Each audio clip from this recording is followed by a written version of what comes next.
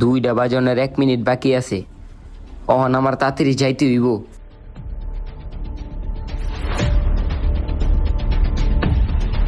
ওই বেটা ওই বেটা ওই বেটা, হাসানে তো গেছে গা। হাসানে গেছে গা তো কি হইছে?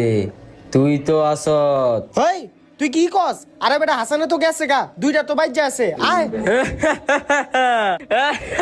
ওই তুই এমন করস কে? ওই হাসিস কে তুই?